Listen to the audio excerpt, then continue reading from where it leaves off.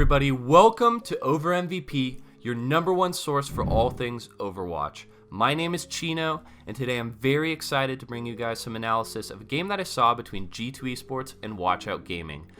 This match took place during the Alphacast EU tournament. G2 is on offense, and the map is Temple of Anubis. Now, this game is interesting because it highlights some important concepts in competitive Overwatch, the first being counterpicking, and the second being strategic adaptability. Overwatch is very different from games like Heroes of the Storm, Smite, and League of Legends in that players can change their compositions in the middle of a match. They can change their composition-based strategies, and they can change their composition-based win conditions. This makes the game very fun and unique, and it also increases the importance of things like counterpicking and being flexible mid-game and changing up your strategies to adapt to the strategies of your opponent and to new variables. Alright, so let's begin with the analysis. Right off the bat, G2 Esports runs a high-risk, high-reward composition of 2 Divas, 2 Mercies, and 2 Pharahs. Now, Double Diva is a strategy that we've seen before. It's very, very powerful because she is a powerful hero and she's very flexible. She can act as that front line for the team with her defense matrix, or she can get into the back line of the enemy team and really be disruptive and get in the face of the enemy carries. On the other side of the composition, we see 2 Mercies and 2 Pharahs. Now, Mercy and Pharah synergize very well together. Mercy can amplify the damage of Pharah's rockets and can keep up with Pharah, keep that momentum going with her shift ability, Guardian Angel.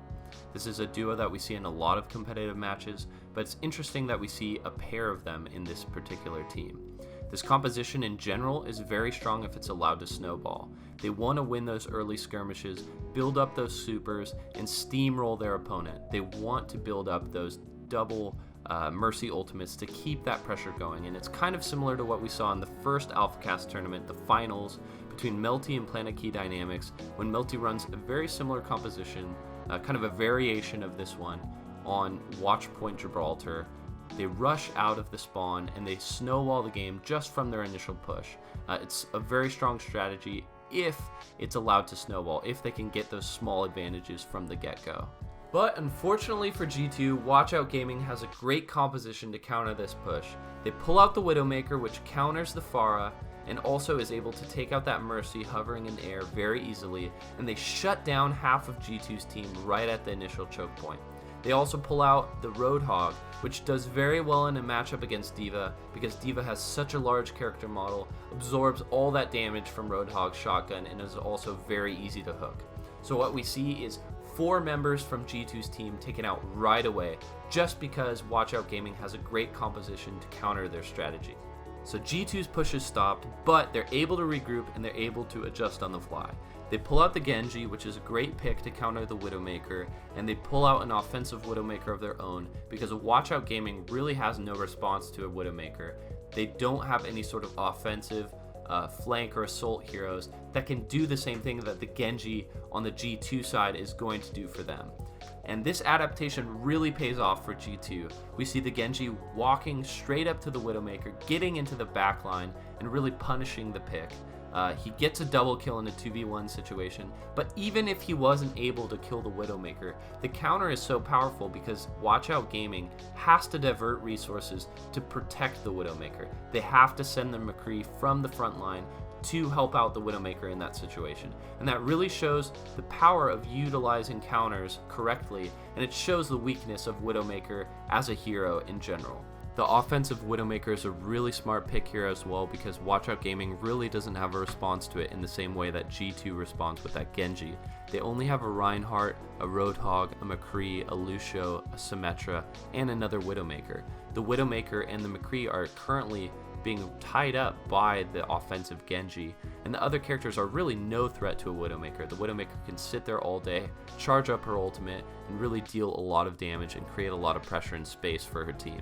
So both of these picks really allow G2 to snowball the game and eventually allow them to win. And it's not just the picks that allowed them to win, it's the fact that they were able to adapt their strategy to make sure that they were able to create advantages.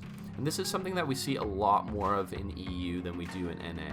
In general, NA compositions are much more rounded in the sense that they don't really pick these champions that have obvious counters. Widowmaker is the best at what she does, undoubtedly, but she has so many flaws that it really drives a lot of teams away from her. But I think that a lot of teams in NA could benefit from knowing when they can use these niche picks. For example, in this situation with that offensive Widowmaker, who on Watch Out's team could really punish that pick? No one, and it really pays off for G2 in this situation. To summarize, this match is very interesting because it shows the importance of understanding hero counters, of understanding quickly the deficiencies in both your and the enemy team's team compositions, and making new strategies and being flexible with your strategies in-game to match and adapt to those variables. Teams and players that can do this are going to create advantages for themselves in a way that mechanical skill alone cannot do. Thank you guys so much for watching. My name is Chino. Check out OverMVP for more content and follow us on Twitter, YouTube, and Facebook.